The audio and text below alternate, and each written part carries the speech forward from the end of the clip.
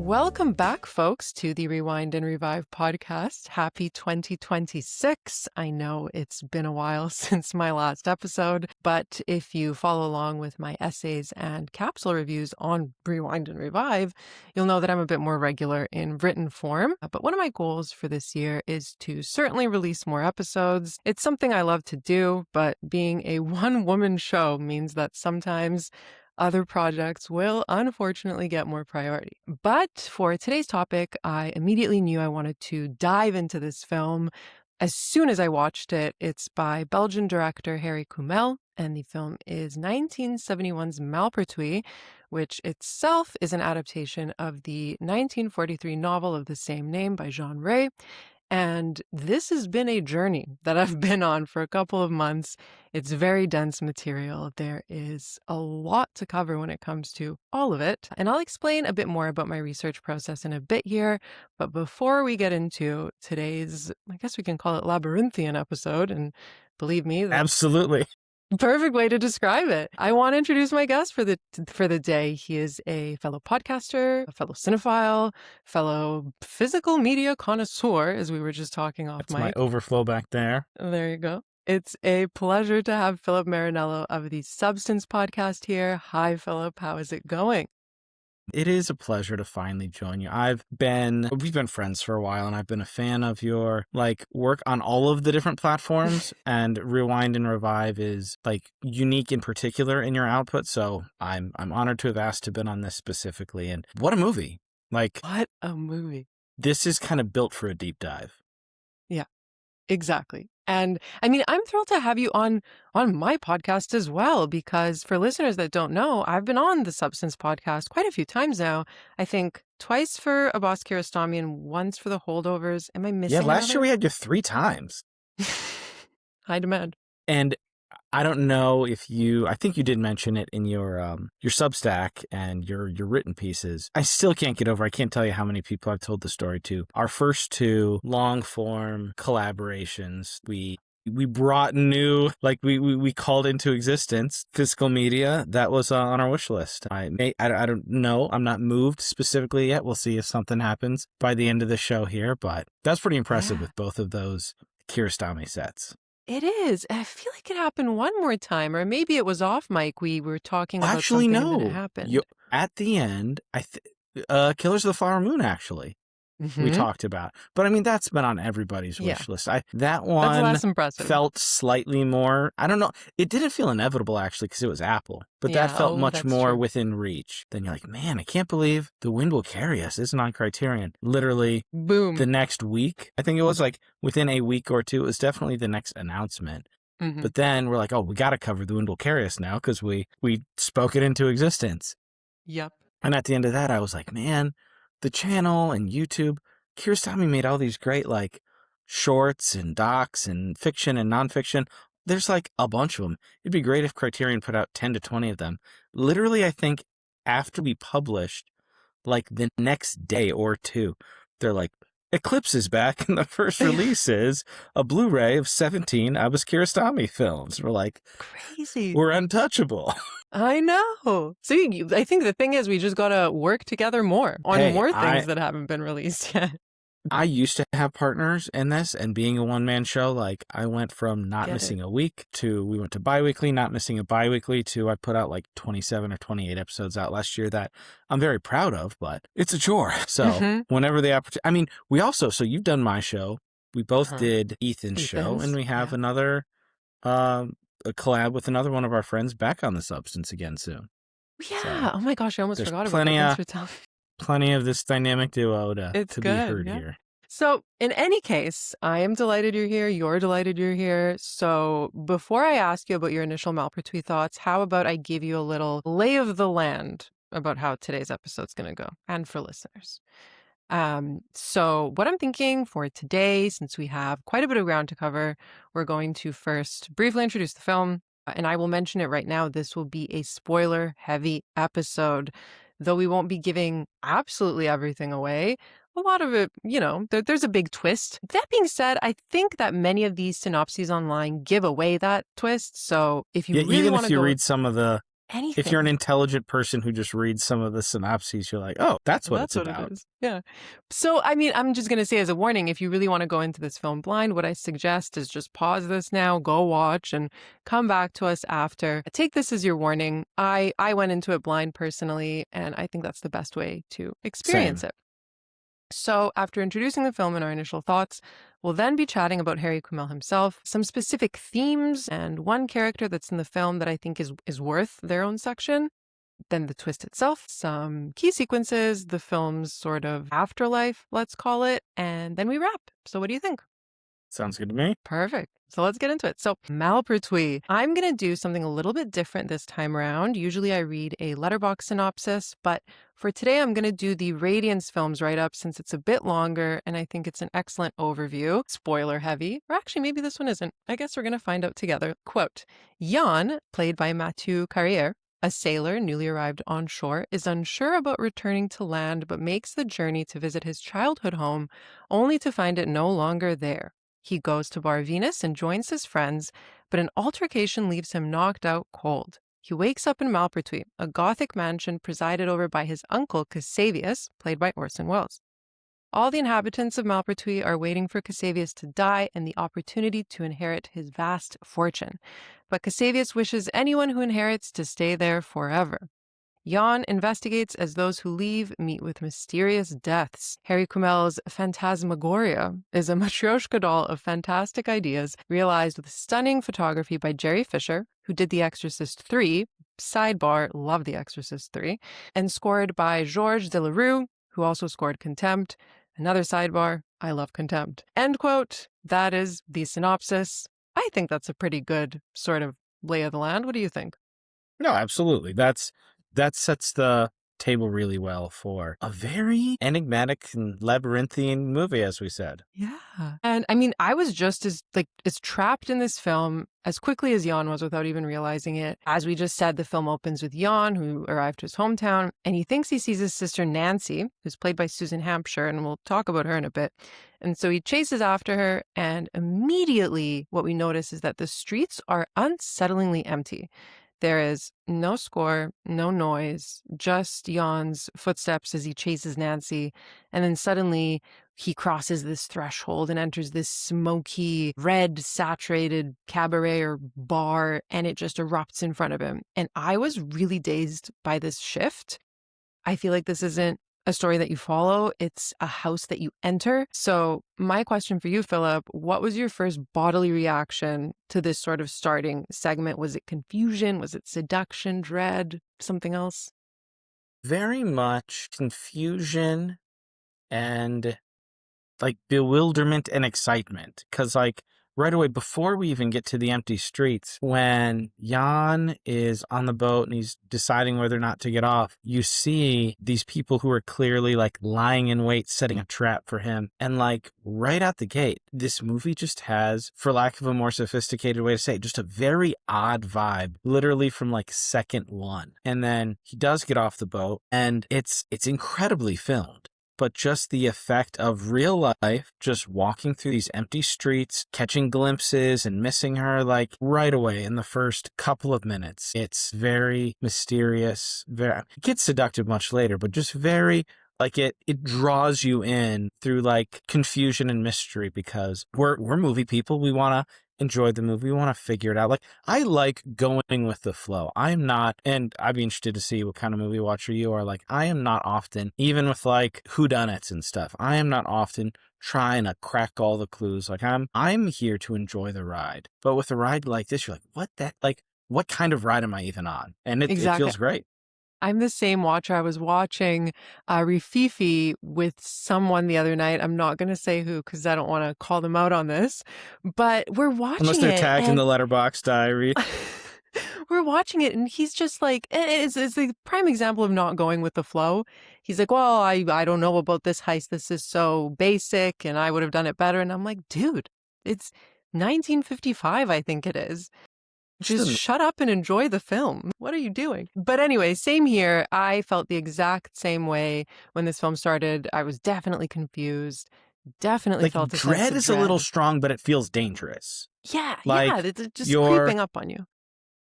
Alert is up. Like, this is not safe for Jan, and this may not be safe for anybody. Like, right away, it's almost like, is this real? And that is such a unique territory to be in. There are plenty of movies that do that well. There are so many of movies and various other forms of media and narrative that don't do it well. But this was one where you just literally through the entire movie, like at the end of this episode when we have talked about everything, I don't think we will have gotten to the bottom of everything. And that's fun. And that really invites the rewatch, especially, and I'm sure we'll talk about it later, just like this whole like thing is just such, I hadn't heard of it. I think I'd heard of Harry Kumel, but I'm not a big Belgian film guy. Like, I'd heard the name Daughters of Darkness, but I hadn't seen it. I know we'll get into all that, but like this whole experience, and thank you, Radiance, for putting this out there, has really felt like a journey of like discovery and excitement. Exactly. Same. I mean, that's a perfect segue, actually, because I was going to say that the whole opening sequence up until we get to the bar, that's when it kind of hit me. I was like, this is a special film. And to your point with Radiance, the big reason why I think folks should be celebrating the film now is because of that gorgeous Radiance release. If you're going to be pretty watching this on YouTube, look at that. I mean, it's stunning. It's truly a collector's item. And like all of this, get the whole thing. What the is goodies. This? Yeah. Almost 80 pages. I went through all of them. And I think it's sold out now, so sorry. But like, I'm going to like suck up to Radiance a little bit right now, but not even. Like, they're not sponsoring this episode yet. Sponsor us in the future though, Radiance. But it's such an incredible artifact, an item. And if you just go, Radiance, I think, is the only label, or I'll say the label that does it the best, I'll say, of making a beautiful physical edition where you don't have to wait for a sale to buy it and feel good about it. Like, the standard stock price is like £19, which is like 25 US dollars for this incredible set. Like, usually this would be 25 on sale because it's normally 50. Like, they're doing the Lord's work, and I love almost I don't know most of the things that they put out, and I've loved almost everything they put out. Oh, Radiance is doing incredible work. I don't think there's a film that they've done yet that like, don't raise your prices, but like, how did they put this out for £19? I know. This is amazing.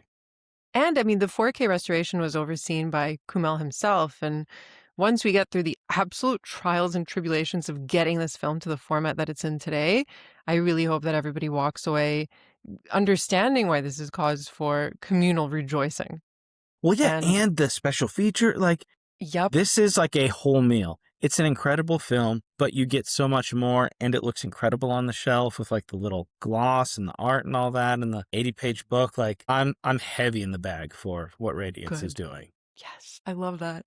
And I mean, it's also incredible that we get this now when you realize how long this film has existed in various versions, different cuts, overall just decades of confusion about what Malpertuis even was. And for a long time, this film didn't have a stable identity. So this reissue really feels like a return to see Malpertuis as something whole, which is what this podcast is about as well.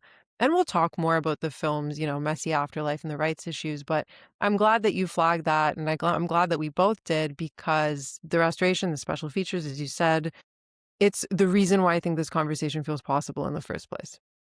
Well, absolutely. And one of the things, I think we've said this on some of our other podcasts when we're talking about, because we usually will talk physical media at some point when we work together, but I love Radiance's kind of mission of expanding the film canon. And this feels like a true revelation where now we have it. Like, this is a definitive set. Like, not that there are, like, it's not interesting to see different cuts or deleted stuff or blah, blah, blah. But like, this is there's the commentary, there's the documentary. Like, now Malpertuis at least exists as a definitive thing that is worthy of attention and study and celebration and rewatch. Like, it's in the canon now. So great job.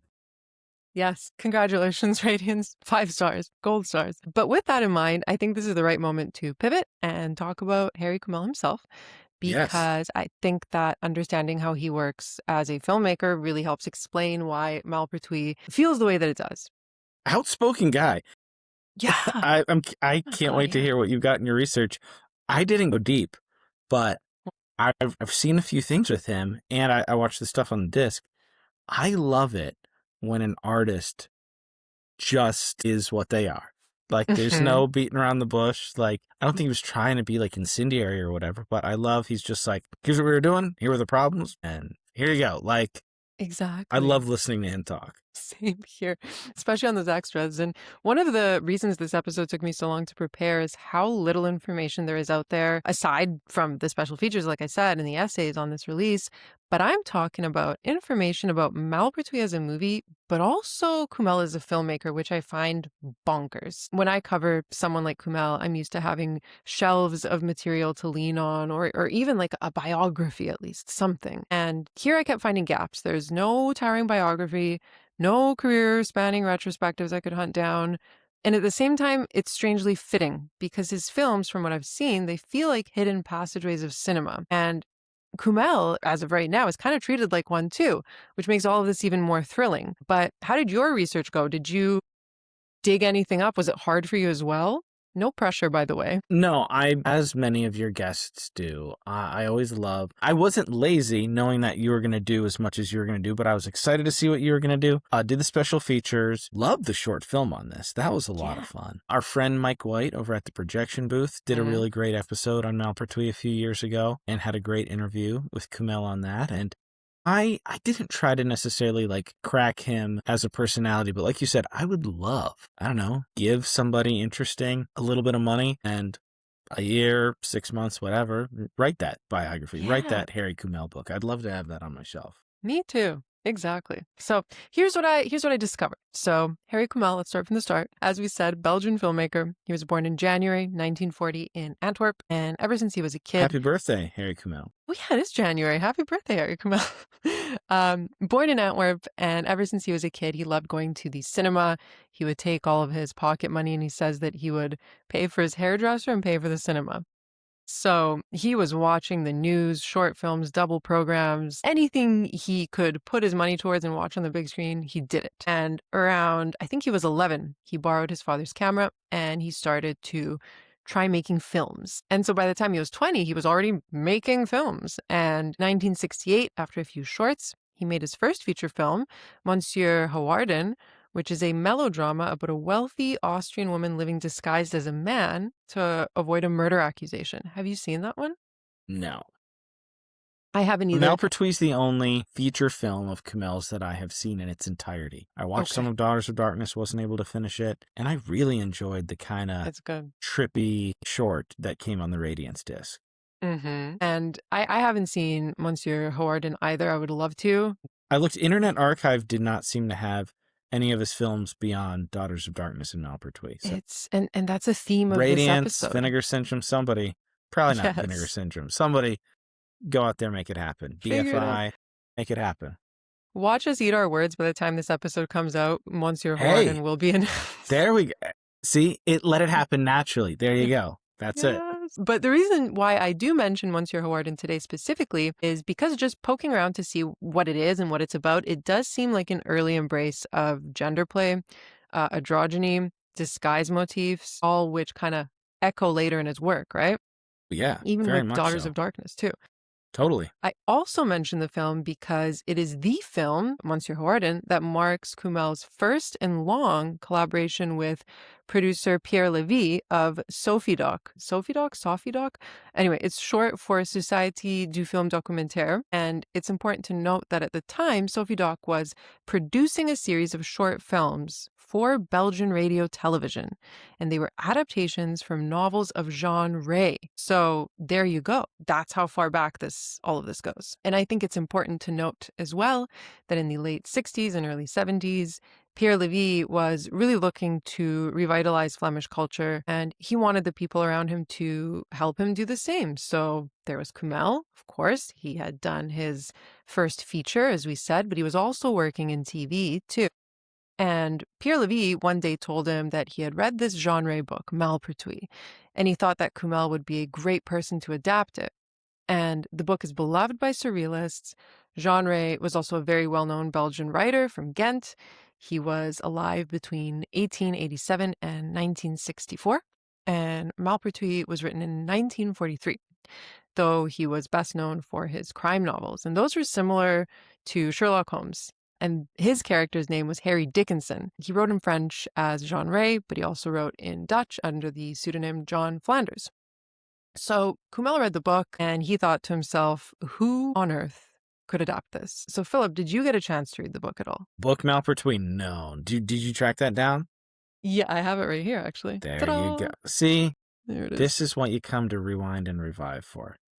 This is Do why all it the work. takes the time. It's true. But I wish I could boast more. I haven't finished it yet. I'll be honest, it's good so far. That being said, my day job means that I read all day anyway. So at the end of 8 hours of reading, it can be a bit tough to sit down and read things, especially if they're this surreal. Things like a surreal translation from Belgian, It's I don't know, like almost folklore, mythological folklore. Woof, It's a yeah. lot. Our friend Mike from the production booth, as you said, he described it really well on his podcast, and I completely agree. And that's, as you're reading it, you don't know what will come in the next sentence. Like everything just kind of morphs, and it could be That's the anything. best feeling. And I feel like that's much more disorienting in a book. Like, I think that feeling is so hard to get, or maybe not a lot of creators feel comfortable or empowered. Maybe more people would if the commercial constraints on people trying to make cinema now. We don't want to get into that side tangent, but I mean, not a whole lot of people are working in the surreal. Like, everybody throws around Lynchian, which I think is good. Like, obviously, so, we celebrate the guy, but not a lot of people work in that mode very much. And this movie was such a blast, but reading the Belgian novel translation of that, I feel like would be a lot of work, especially in the dark times we're in. I feel like that would be a hard unwind in the evening. It was. But from what I have read so far, it is different to the film in the sense that Kumel took some creative liberties, but he changed some things. So Jan has a different name. He's not a sailor returning to his hometown per se. Other parts of the book didn't make it into the final film. Yet we still have that unreliable narrator trope, the labyrinthian mansion, the esoteric symbolism. That's all still there. And I'm sure reading it, it was just so visually rich for Kumel and kind of psychological catnip for him, I would assume. Yeah, I read the Wikipedia entry for it, sorry. But I think that it sounded like if I was, I don't know, a 20-something Belgian guy who was ready to engage with art. That sounds like a thing that would be awesome to read. And then this exciting guy. Do you know in your research, what the public response was to Kumel's shorts and early work? Was he a cult underground figure? Was it commercial? Was it? I don't know what the Belgian film industry was like at that time. I don't know. I only know, we'll talk about how Malpertuis went. Daughters of Darkness was well received. I know that was much, a big but hit. I don't know. I don't know much about the other stuff. But they were working really hard at the time, as we said, to help revitalize their cinema. So, I think they did a good job, or Kumel did. See? And that's, you can do a lot with horror. I love seeing people's early work in horror. And yeah, that's all I've watched from Kumel so far is horror. So anyway, Kumel goes to Paris then to interview some people for a TV show he was doing. And there was a publisher who published esoteric literature. That's exactly what Kumel said in an interview with Gore in the Store. And so this publisher asks him if there's anyone out there who could do a screenplay adaptation of Malpertuis. And the publisher says Jean Ferry. And Jean Ferry was a powerhouse. He worked with Clouseau a lot. Very talented guy. And Kumel was at the same time working on Daughters of Darkness. So he had this idea of Malpertuis percolating. This is all happening at the same time. And he sends Ferry a treatment for Daughters, thinking that Ferry was just going to scoff at it because it's really erotic. And to his surprise, he wanted to co-write the script. And he did. So that was their first collaboration together. And as we said, Daughters of Darkness was a big international hit.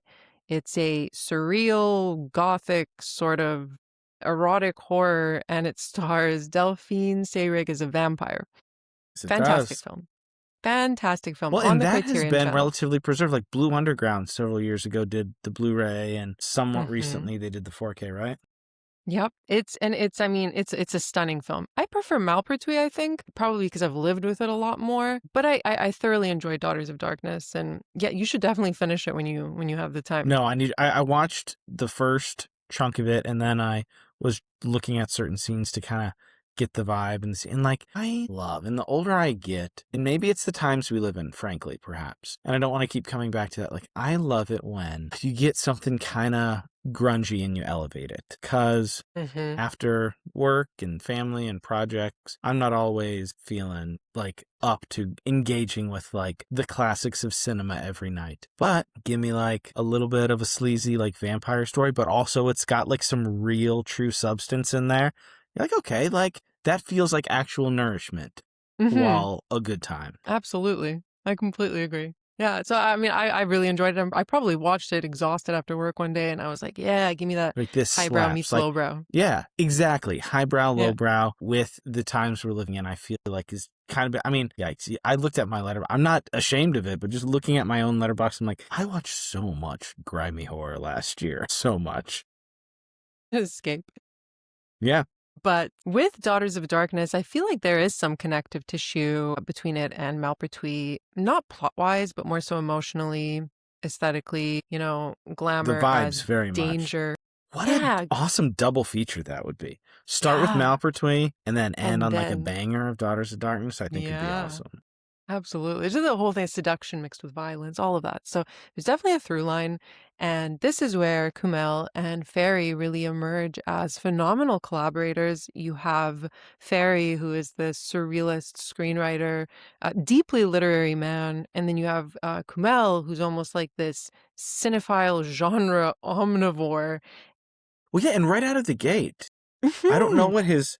I don't know, because you don't always know, even with IMDb and Letterboxd. Like, these people clearly made a lot of bad films on their own with their friends or whatever before they made things that they're like, okay, I'm going to put this out into the world. But I forgot exactly, what was it called? The Warden of the Tomb. Yes, the That's short. a real nice calling card. I'm like, man, like if I would have seen that at a festival, I'd be like, this guy's got it. I'm keeping tabs on him going forward.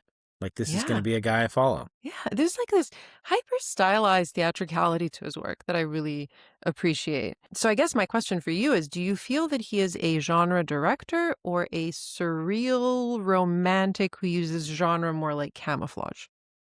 Well, I mean, I feel inadequate a bit to answer the question, but my vibe on it so far is that was a very eloquent question. Can you give me the two again? I feel like I was leaning towards the first one. But Genre? I would say it's more of a genre, but I also am a person that has a lot of respect for genre. Because like you said, the highbrow, lowbrow, a lot of people look at genre film as that's the trashy stuff. Like, people want to go see people get like mauled to death or whatever. But like, you look at a lot of the pillars and the mega hits in those spaces, and there's a lot of real stuff beneath the surface, and sometimes I feel like it even is subconscious. So to partner that with the surreal and to do it well with talent, I think is a wild treat. So I think you're part of the second camp then. A little bit. Well, and like, I don't know, and I've only engaged fully with Malpertuis feature-wise. I would be curious. I would love to see more of his work and go, is this a guy with something to say, or is this like a stylist that also is just a cultured and like thoughtful person? Yeah. Because I didn't feel like Malpertuis was like banging a particular drum. Like, he didn't feel polemic or like he had an agenda per se. He may have. I don't know what Belgian life was like. There may be things that went over my head, but it didn't feel like... But I mean, maybe, actually, maybe. The thinking about, okay, no, maybe it is the latter, actually. And we can Genre talk more about like that as we go camouflage? on. Like, the idea, and again, I don't know. I'm not a Belgian history scholar. I don't feel amazing speaking on that, so I won't. But I mean, this movie could very, very, very easily be seen politically. Yeah. Actually. We'll get into that. Believe me. I think it's interesting. Well, because when I was writing down this question for you, I thought about it myself, of course, because it does feel like camouflage to me. Because when I was first exploring his work, like initially, right at the start, I was comparing him to someone like Jean Rollin, who made very sensual, erotic horror movies, a lot of the time within the fantastique genre. Mood was very key. They were very poetic. But then the more I sat with Kumel's work, I felt it was a bit more refined than that. Yeah, Not to like say if you were anything only against looking at Roland. Daughters of Darkness, I feel like that would be an easy parallel or like a good double bill. But But yeah, then I you think bring in Malpertuis as you look at well. Malpertuis, you look at the warden of the tomb, like he's immensely talented. And not that the people who work purely in those other areas aren't talented, but he's aiming for more than Exactly. titillation. That's exactly it. And I think he's also very painterly with his Yes, compositions. It reminds me, there are some scenes in Malpertuis and even Daughters of Darkness that remind me like something closer to Peter Greenaway. Or if you want to go older, Rene or Cocteau, like there's like a literary tone as well.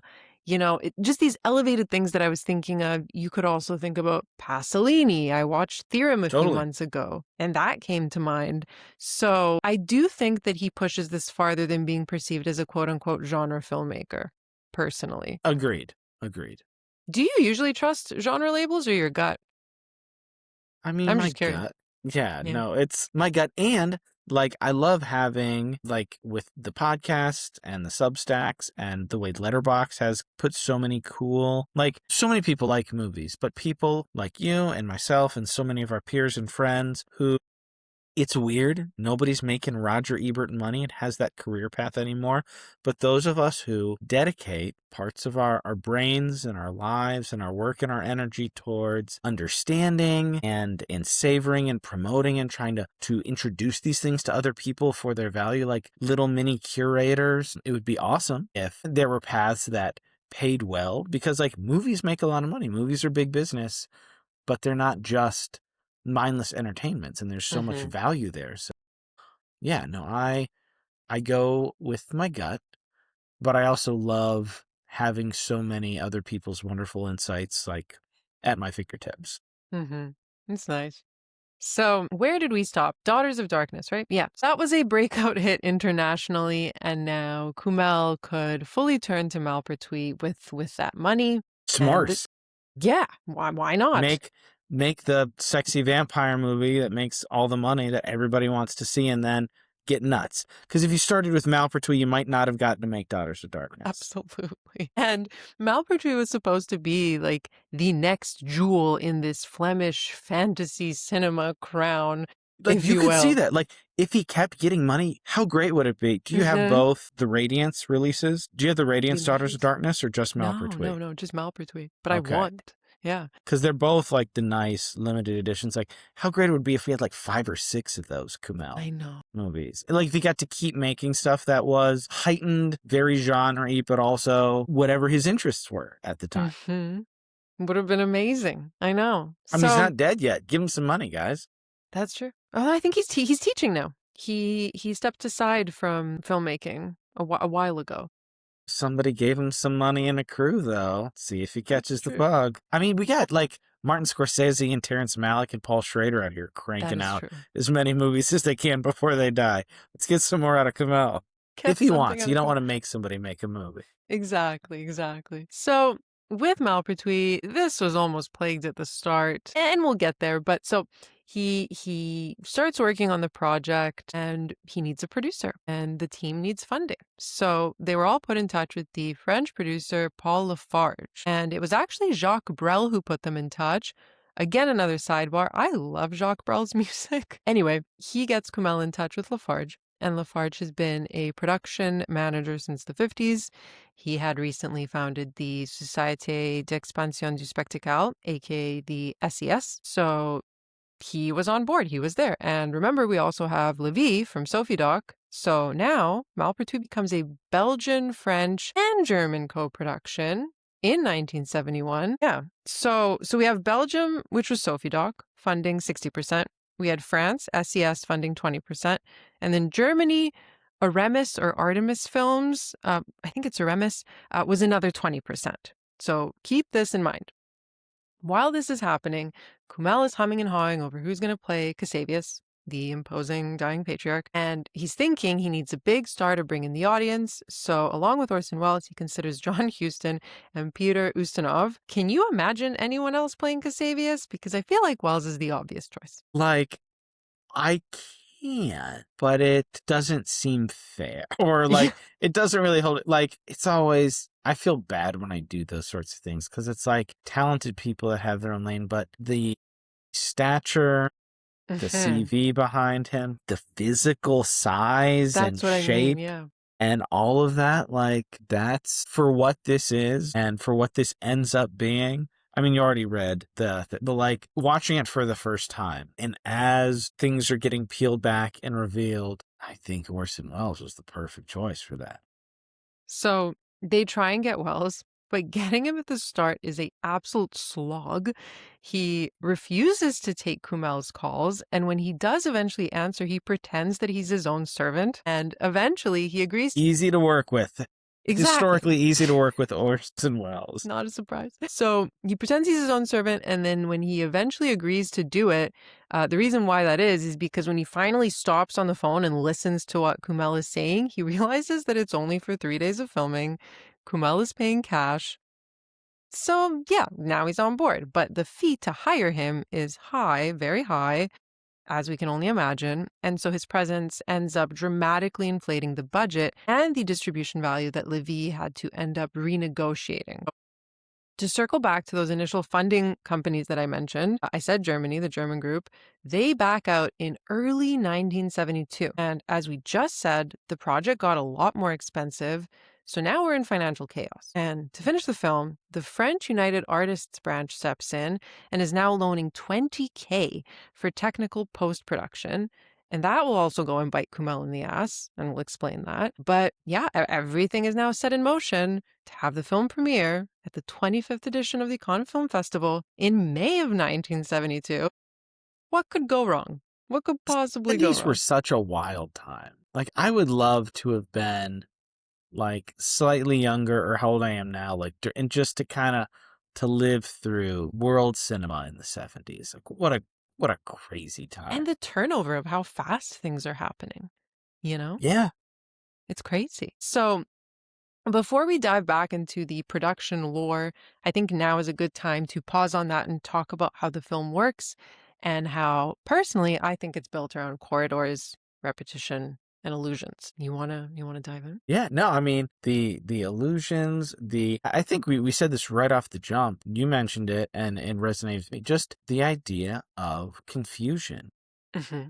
Like having something, having like an idea or an identity or a reality or a physical location, and then like blinking or turning, and then it's different. It is wonderful as just a technique, as a surreal exercise. But in with what this story is, it's just a wonderful, like you couldn't have probably picked a better person to make this movie. The distractions and challenges and all. This was a perfect marriage of creator and subject. Completely agree. So the first one that I mentioned, what was it? Corridors. So I said corridors specifically because that's what the DP, Jerry Fisher himself said. There's an interview on the Radiance Films extras, and he says that Malpertuis is a film about corridors. So give credit to where credit's due. But I really think it's true because almost instantly when we arrive into Malpertuis, we see this massive mansion. And in many of its areas, it's very old and uninviting, has these long, long hallways. Do you remember at the start where Cassavius rings his bell from his bedroom? He like Yeah. yanks that rope. And we see his servants come up to bring him food, and we just watch them walk and walk With the and walk. giant trays of, like, again, you call it surreal or absurd imagery, like the way that there's like the decadence and the lavishness right next to the stuff that's so clearly decrepit and in like poor use. They're walking up with like trays of like fully roasted pigs and all this fruit. And it's just, it's like a cartoon Yeah, of these absolutely. In some crazy parts, yeah. staircases that I don't know. Some of it was definitely matte paintings. Some of it was built sets. I don't know if they found an insane location, but Hmm. it's just all of those things together was so effective. I would love to see this in a cinema one day. Me too. And I can't remember what exact film they used to shoot this. Gosh, there was a name that Fisher said, and I can't remember right now, but it was a very, very sensitive type of film. And Malpertuis is a very dark film. So it was difficult to shoot because everything had to be lit perfectly. And the main challenges were during filming were bringing through the empty sort of darkness. And on rewatch, I really paid attention to that, how everything is lit perfectly while still remaining so dark. And I think that's truly a feat to accomplish. Yeah, no, it is. Yeah. And you're looking at it, you're like, what? Is there something in there? Like, what am I supposed to be It's like a fun house. seeing? And after, and the inside corridors, right after, like, I thought the outside scene at the beginning of Yan, like, going after the boy and then thinking he's seen a sister, like, that's so disorienting. And then that sort of thing really sets the tone for what happens when they actually get to the house. Yeah. So we have the corridors. We also have all the repetition. And when it comes to the repetition, I think of it in two different ways. You have the repetition of space and the repetition of people. So in terms of the repetition of space, we have those corridors, as we said, the looping stairs, as you said. I also noticed, interestingly enough, multiple doorways with beads instead of doors throughout the film. So I don't know what that means, but there are beads on doors, multiple doors. That's true. Yeah. And then as you said as Cinematic. well, we have the rooms within Malpertuis that seem to alternate between decadent and dilapidated. I'm trying to think if there's anything else I'm missing in terms of repetition of space specifically, but it's everywhere. As for the repetition of people, the most obvious one is, of course, Susan Hampshire. She plays 5 roles, 3 major and then 2 minor. Crazy. Did you know that going into the movie? That she plays 5? No. Yeah. How Did long you? did it take for you to clock that? Do we see Alice after Nancy? I think I noticed after I noticed Alice. And then for Urale, I was like, wait a minute. And then I paused it and looked. And it's, yeah. I was much farther in than I should have. One of those big, like, drawing room scenes where it's like, and then I checked Letterboxd and I was like, oh, okay. Yeah. And most people say 3 roles, but she also has 2 near the end as well. Yeah, she does. So Well, and that's 5 a space total. too, but I mean, that's also like, what are we even doing at that point? All the different space shifting at the end. Yeah, exactly. So But let's that's tell incredible. listeners. Yeah. So she plays Nancy, Jan's sister. She plays Alice and Urale. By the way, everyone pronounces Urale differently in this film, so that's what I'm going with. And they're all kind of distinct. I know. So if anybody knows better, let us know after. But Urale is what I'm going with. So they're the 2 women in the mansion. We'll explain them more later. And then she plays, like I said, the 2 very minor and passing roles near the end. They're like literally blink and you miss it moments. Sidebar, I'm sure you've heard or read that Kumel considered Catherine Deneuve instead Yes. of. Can you imagine what that would have been like? I don't know. And I love Catherine Deneuve. Don't get me wrong. I mean, I will admit that her filmography is one that is more on my to-watch list than something I currently. I'm sure that I will love her when I see more of her work. I've loved everything I've seen, but I think that for me, it's like, maybe, but Susan Hampshire just crushed. Well, she was also the girl singing at the beginning, right? No, that was Sophie Vartan. So we'll talk about her later as well, but no. Should say Sophie Vartan. I meant Sylvie Vartan. Sorry. Yes, I was not name. going to correct you. I was like, Thank maybe you. maybe Marta just knows more No. than It me. is Sylvie. It is Sylvie. Okay. But so the reason why I mentioned Susan as well, so repetition of people, also because the reason why she was cast is because Kumel needed more French talent in the film. And remember, this was a co-production with France. So that's why Deneuve and Hampshire were considered. Hampshire actually counted because A, she spoke French, and B, she was married to a French director, Pierre Granier de Fer. And so ultimately she was chosen because, from what I understand, it is believed that she had more range for this film. I think she was also theater trained. Just wildly talented. And she was game. She Yeah. went through a lot, and he said, like, she never complained. Yeah. Wait, did you hear about the contacts? Yeah, exactly. I don't think Catherine Deneuve would have put up with that. No. There were like, she was genuinely distinct in each role, and that's kind of crazy. Yeah. Because, like, this was the 70s. It's not like there was crazy makeup or prosthetics, but, like, that was her acting talent. Mm-hmm. And maybe some of it, my face blindness, but she was very distinct in each of those roles. Absolutely. And I thought it was also clever that what started out as, I mean, I guess you could call it even a practical solution to have her do all of that. It becomes one of the film's most destabilizing ideas. And I think Yes. it also speaks to the deeper concern that the film has with identity and masks and stuff like that, you know? On second watch, and I might rewatch it again and just look at, like, I used to read more scripts. I'd maybe be interested in reading it, but like rewatching it to like really listen to it more. Mm-hmm. The script was so interesting. Like, to see the progression, but also just the things people said. You're like, this is very well written. So, like, the song, and that's why I asked if it was also her who played the singer in the club where everything kicked off. The lyrics stuck out to me the second time. There's like the sing-songy, like, la la la la la. He Yeah. was made for me and he sees only me. And I was like, oh, that's interesting foreshadowing. Ooh. Yeah. I didn't pick up on that, and I watched it 3 times. Whoops. Like, they repeat the he sees only me several times. And I was like, interesting. Okay. It was stuck Like, in my head after. this is so fun. It is. And what a, That's like, amazing.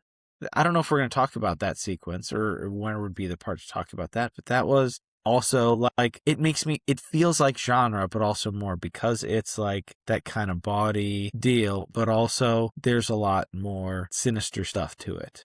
Mm-hmm. But it's just, he makes it so fun. Like, there's the bar fight that's happening, and then it keeps cutting to the close-ups of the instruments going to Yeah. the same Like beat the as the hard reds fighting. and blues. And you're like, what's happening? Like, is this real? Like, it's kind of not quite a nightmare, but it's unsettling. Mm-hmm. Yes. So what do we have? So we have repetition, we have corridors, and the last sort of pillar, let's call them pillars. What did I say? Illusions. Illusions. So production illusions, thematic illusions, both littered in the film. So much of Malpertuis is built on illusions, some of which I didn't even notice as I was watching it and then only discovered it after. So you mentioned it briefly. The winding staircase with seemingly endless floors. You were right. Half of those floors were hand painted on canvas. And then the same thing was done with the corridors. So if you pay attention to the far back as the corridors go, the ending of that would also be like a matte painting. Love it. Even the light coming through some of the windows, like the light was painted on. Did you notice any of that as being painted? Because, like I said, I did not. Well, I did, and this is funny because on our recent the movie draft podcast, we talked some about Sam Fuller, Mm-hmm. and one of his most iconic shots is that infinite corridor and shot corridor that I think about all the time, famously in matte painting. And a lot of like, once you realize that a lot of movies that have the kind of surreally or like magic quality of wanting to seem like there's forever, especially the older ones, really, really talented matte painting. Like, I wonder if that's in like a vault or a warehouse Yeah. somewhere. Yeah. Like, I would that would love be an to see it. incredible like installation somewhere. It was remarkably done. And I mean, when I watched the second and the third time, because that's what, after the first watch, I discovered that they were matte paintings, then you can tell. But if you go into it without knowing, I genuinely just thought, where on earth did they find this mansion? It goes on forever. I wish I remembered the name of the artist who worked on those paintings. He was very, very well known. I think he was French. I'll check it out and I'll let you know after, just for us to know, because I yeah, wonder if that very, was one very of talented. Hitchcock's guys too. But I mean, maybe not since it was Europe. I don't know. But in any But case, how very many people talented. yeah, like matte paintings in and of itself, like give me a couple like big, thick, like art books on those. Like, Yes. what an incredible, like, that was special, like, effects back in the day. And Yeah. it's amazing. So you got production illusions. You also have thematic illusions. I mean, Malpertuis itself, the name of the mansion, it's linked back to the medieval European fable of Reynard the Fox, who is a cunning trickster, all about deception. And the lair that he lives in is called Malpertuis. So, couple extra letters, I would say. Well, I feel like they pronounced it different ways in the movie, and then Kumel, when talking about it, pronounced it different ways. And I was like, are people going to give us crap for saying Malpertuis and it's Malpertuis? I Like, noticed that as what are well. we? Everybody was saying that differently in the film as well. Also, Lampernice, Yeah. Lamperniste. I guess that's what you get when it's going to be a multiple country Well, yeah, and production. I'm an American who pretty much only speaks English. Like, I understand a little bit of some other languages, so I feel like the decks are stacked against me on that one. So, But you're trying. but we're Malpert. We know what we were saying. Yeah, I feel like that was what they said the most, and close enough. kind of generally, it's a slippery slope. You don't want to always do that, but I feel like generally now that it's coming back into the public consciousness, and cinephiles are talking about it again. I feel like that's the way it's said the most. So Hmm. unless I Harry agree. Kumel comes out and says we're wrong. What other illusions? Oh, I was also going to chat to you about did you notice the imagery of the mirrors in the eyes? Yeah, that was huge. And I just love that. As like somebody who loves like spooky stuff and mysteries, like that is always fun. I'm taking my kids through the old Scooby-Doo cartoons, and every time it happens, I love it. And I feel like that maybe happened in the new Rian Johnson movie. Like I feel like it could maybe be used cheaply, but it's just a fun. It always makes me smile when that is done in a movie. And I mean, here it was for a reason too. I mean, Very some much stuff so. was, yeah, exactly. I mean, for the mirrors, what was it? It was in Cassavius's room, the Yeah, and how waiting great, room. like how great is that also? Like Yeah. that's just the best. And her The eyes, best. Susan's eyes, the green Yeah, with eyes, those contacts. I'm contacts. sorry for what the state of contacts was in the 70s and what that did to her. Her interview was rough. You watched that Yeah. interview? Yeah. Brutal. The fact that, I mean, she was in pain when you wear them and yet she still wore them and was able to give this performance. It's just crazy And to like me. they photographed so well for being how thick and painful, and like she wasn't like grimacing the whole time. Like that's a I professional. wear contacts and I mean, I'll tell you, if I get anything in them, I am blind. I close my eyes, I start running around hitting things, so I can't even imagine what that must have been like for her. It sounds torturous. I gave up contacts Absolutely. a long time ago when I had pretty bad sleep habits in high school and college, and I like kept Kelsey. falling asleep with them in and get infection here or there. I'm like, I don't want to Oh. lose my eyesight, and it's pain. So what do we say? So mirrors, Cassavius's room, the waiting room, It's eyes. Oh, yeah. So obviously, biggest connection there is Urale, who has a connection to eyes and what that means for her, which we will talk about. Also connects to Lampertuis and the constant surveillance through the peephole that he's doing. what an interesting character. Like both times I watched it, I was like, man, this like what a great character. Like this just feels like a pure cinema character for this sort of story.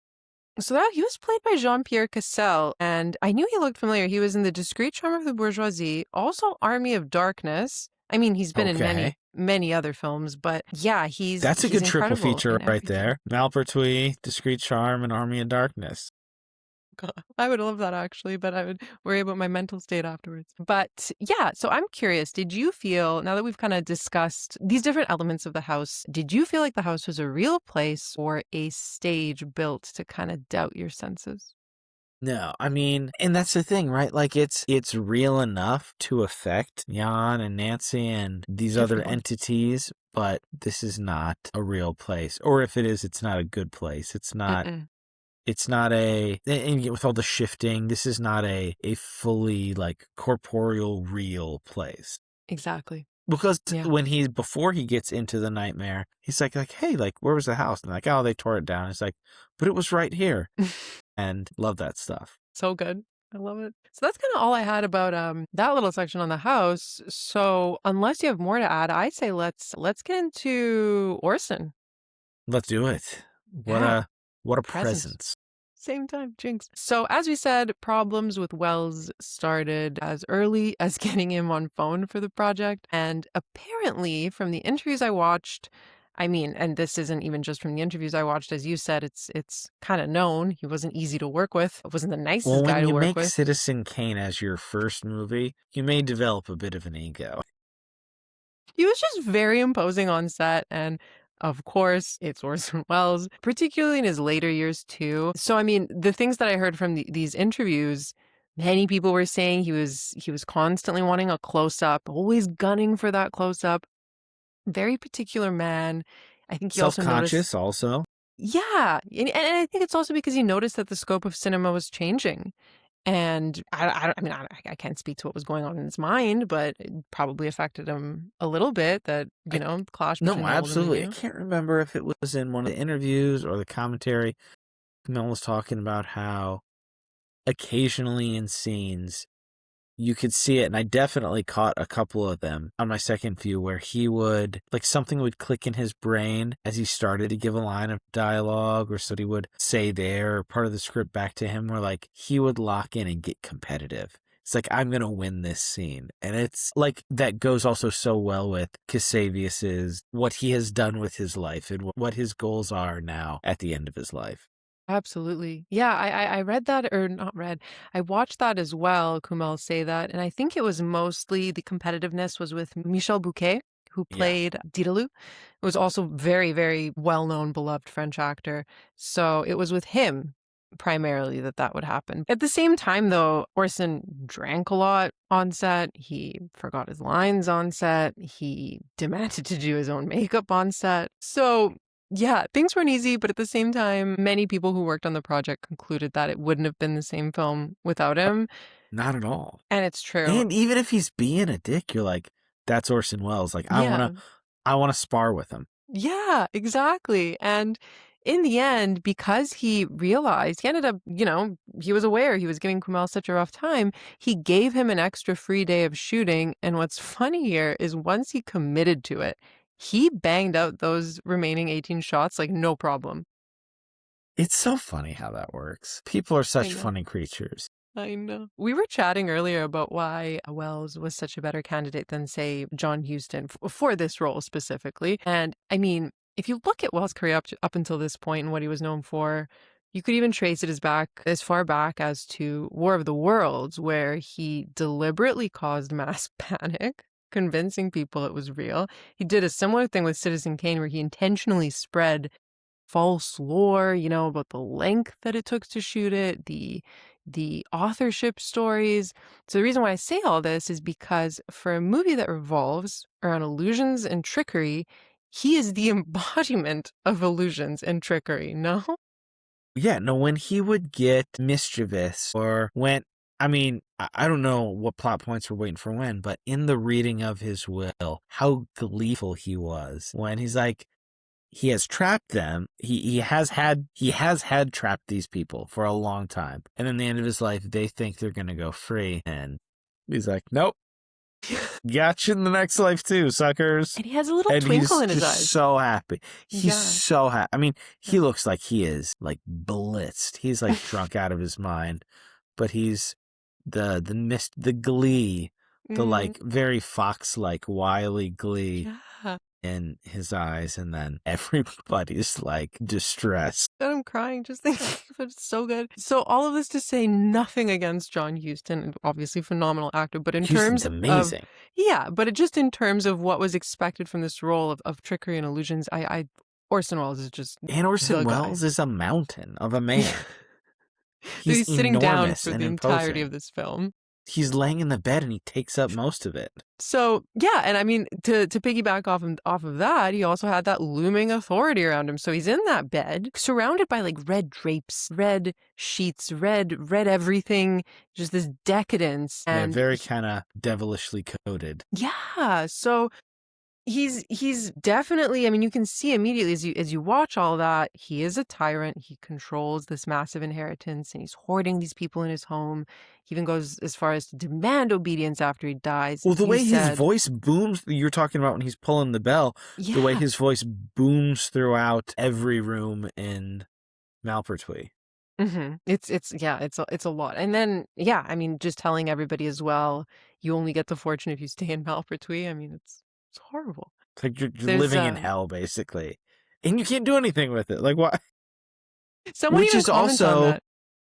I feel like is maybe part of the smuggler, because, like, what's that saying? Like, why do we punish and kill ourselves to try to get things, to live in systems where having those things doesn't bring us as much joy as we would if we kind of got out of those systems. Exactly. Yeah, Susan had it right. Or not Susan, Nancy, by leaving the film. Nancy and Jan's relationship. I don't know if we're getting to get into that at any point. That was interesting. I honestly don't even know what to say about that. Usually I'll figure out a way to explain it, but I could not tell you. Like, I mean, man, I grew up in a big Italian family, hugging and kissing everybody, but that was, woof. Yeah.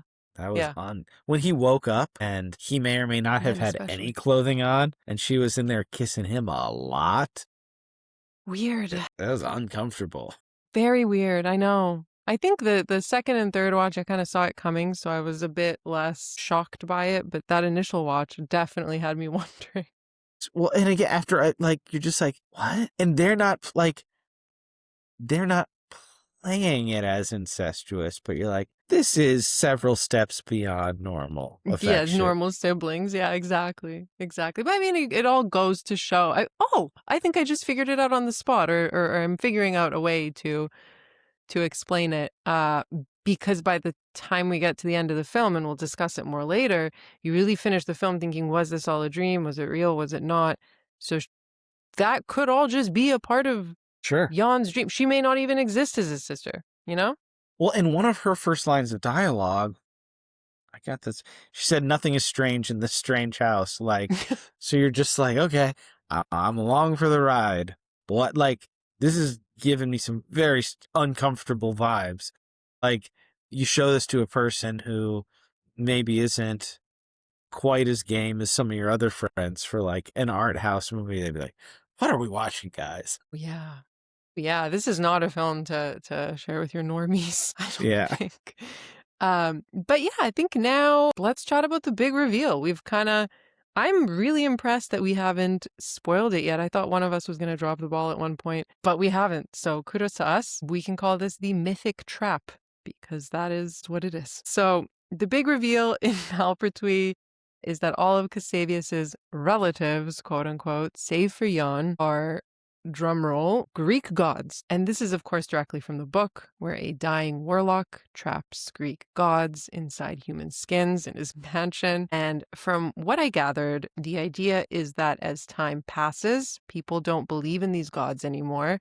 And so as that belief erodes, they become susceptible to capture. And so that's how Cassavius captures them. It's kind of like this House of Usher meets Olympian nursing home. Sure. Yeah. Like a hostage scenario. Like, they want to get out, but because of like the power system in this world, it's like nobody really believes them anymore. So they're vulnerable to Cassavius's dark magic. Whims. Like, it's not, and I'm honestly really glad. I feel like if they tried to get too specific in the whys and wherefores and hows of how specifically the magic works, that I don't think would have been very fun. No. So I mean, from what I know in the book, he was a warlock. And I forgot to mention this when we were chatting about Cassavius. So Kumel models Cassavius on an occult figure, Alessandro di Caligostro, who was a famous 18th century magician and above all also a fraudster. This was something that I discovered in one of the essays in the Radiance Films release. It was by Maria J. Perez Cuervo. So I would definitely give that a read. And yeah, Cassavius mirrors this occult figure. He has those lofty ambitions, manipulations, his interest in creating life, which we're going to chat about. And well, true, because you also go to what end? Like his own. And I think the most unsettling thing is it seems like the answer is for his amusement. It's, yeah. It's really the concept of human skins as well being, I hate it. And then when she ripped him off to see the stone, that was very good. It was very good. Yeah, we see multiple sort of moments where we see people turned to stone, which leads me to my next question. When did it become obvious to you that we were dealing with gods? Because I'm one of those fellas that's along for the ride. Like, there were a few of, like I said, the drawing room scenes where, like, it becomes more apparent that, like, the oddness is just ratcheted up so high. I don't think I had that specific stuff. I'm like, what's going on here? Like, it definitely vibed Mythic, but I'm not like one-to-one. Oh, that's that one, and that's that one. But then when she said it, I was like, duh, like, great reveal, Yeah. like, nice work. So for me, this was all a very, very humbling experience because back in college, I mean, granted, this was many, many moons ago in my defense, but back in college, I took quite a few classics courses. And of course, in some of those courses, there was a focus on Greek and Roman mythology. So when we were first introduced to Eurale, I was like, that's a bit odd. Her name is familiar and she's not looking at Jan, who's clearly a love interest. Is she a Gorgon? You know, is she the Eurale? Will she turn him to stone? Why is she always looking through mirrors? So that was kind of my first clue. Smart. Okay, smart. That Yeah, makes sense. but I was still kind of hesitant. I'm like, oh, no. But then my second and third clues, and I fear that these came a bit late because shortly after I clued in, it was revealed Alice, the other woman in the house who's always seen knitting with the two other women, where she's seducing men. When we see her and her sister's knitting, I was like, oh, maybe they're the Furies. There's 3 of them. And then I think at one point, someone in the house calls out Electo, who's one of the Furies. So that was kind of my second hint. And then The shortly 3 of after, them were setting off my alarm bells, but it wasn't like, I wasn't like, this is that. I wish I would have. But then she said, like, yeah, there you go. well, it was really obvious when they dropped their knitting needles and Yeah. yarn and it morphs into snakes, which the Furies had around them in their hair. So that was another obvious one. And lastly, Lampertuis, the man that we always see spying. More importantly, however, he has an obsession with light. And in the film's final act, when it becomes a literal horror movie, we see a bird picking at his wound in his liver while he's tied up. And I was like, that's got to be Prometheus. At this point, I was like, if I'm not cluing in that this is Prometheus, then we're out of luck. Protecting light, being picked by a bird. And shortly after that, it's confirmed, of course. Anything else that you want to flag? Because those are the obvious ones to me. I remember that Daedalus was supposed to be Hermes. That wasn't very clear to me. I think it's explained like he does the bidding of others. I mean, I also did like the humanities in college, and I loved it. But man, I'm a bit rusty. Like, there was enough specifics, and obviously like the snakes and some of the things that were so very obvious, but like I was like 50% there radar wise. But yeah, I think if you have a viewer who is like well versed in that, they would probably Some of call them that. weren't obvious to me, or they just seemed like there wasn't much put into it that would have convinced me. On this third rewatch, near the start, I noticed that one of the housekeepers, her husband, I think it is, he calls her at the start of the film. And if you don't know the twist that's coming, you're like, oh, it's probably just a pet name, or he's just, complimenting her. He calls her his Venus.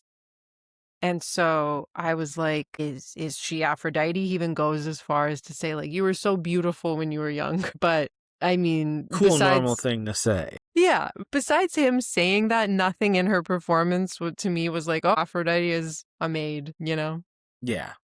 No, it's So, yeah. it was really good. I yeah. wonder what the people who read the book felt like when they got there. I need to finish it still. I'm so embarrassed it's taken me this long. But so back to Cassavius's big mythic trap. So another thing we should highlight is why Cassavius does this. And it's because, and this is said in the film, it's because he wants to create a quote unquote master race of superior beings. A normal and healthy thing that's got good historical precedence.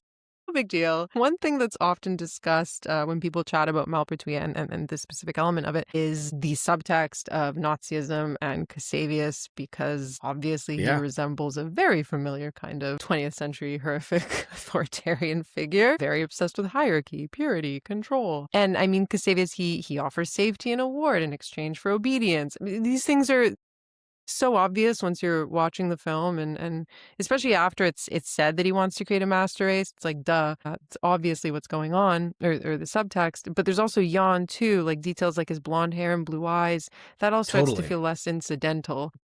And it's not a direct allegory, but it's part of the visual language that Europe was already haunted by. What do you think about the subtext? I mean, the visual language, I think, was some of the strongest stuff. And again, I don't remember if it was in one of the special features on the Blu-ray or on the essays in the big booklet, but I think it was maybe an essay in the booklet, because I read a couple of them, watched the movie, and then I watched some of Daughters of Darkness. I think it was one of the essays talked about how, like, particularly with the colors and the way things were shot in both films, Daughters of Darkness and Malpertuis, where they were really evoking that. Like the red, white, and black, and in the way that like the hierarchy and the purity was a big part of the goal, was a not subtle engagement with that part of the very near history at the time. Honestly, not too far history. Not like the 40s weren't that long ago. The 1940s were not that long ago. Some people are still alive who went through that. Yeah, and what we end up seeing, and what's chilling to see with these gods stripped of their divinity, reduced to function, they're cataloged, they're surveilled, they're literally living under this imposed system that they cannot escape. And so I think it's also important to note that Malpertuis isn't saying that the gods are Nazis, but more so that myth, belief, and identity can all be weaponized by authoritarian systems. Absolutely. And And what's crazy as well, I don't know if you read this in one of the Radiance essays, but I discovered that Leni Riefenstahl, who is a very, very active German filmmaker of Nazi propaganda films, she did The Triumph of the Will, for example. She watched Kumel's Malpertuis and she praised it. And that really disturbed Kumel. Yeah. Not just that she admired it, but the realization that aesthetics themselves can be detached from ethics, if that makes sense. That I thought was fascinating. Like, out of all of the little tidbits that I got from the bonus features, I thought that was the most interesting. Same. How Kumel just hated with a burning passion these things, had some of the iconography and thematic resonance of those things, like the power of those things in his movie to cast as the villain and to show the folly and the vice and the lack of virtue of those things. And somebody like that, just on basis of them being there, like, oh yeah, I like this. I'm like, It's chilling. that would feel, Yeah. I've said it several times, that would be deeply unsettling. That would be an awful, awful feeling. Yeah, you said it perfectly. Hey, the Nazis love your movie. What? Yeah. They're the bad guys. Yeah, but they're there and they're psyched to be there. Oof. Yeah. So, I mean, exactly as you said, so perfectly put. The same images used to interrogate power and control in myth could still be admired by someone who helped or once helped weaponize all of that. And so that contradiction, the danger of form surviving ideology, feels very much at the heart of Malpertuis, I think. And I think that that's one of the most interesting conversations. But like, as a creator and as people who are interested in helping to keep these conversations and pieces alive, what's the math on that?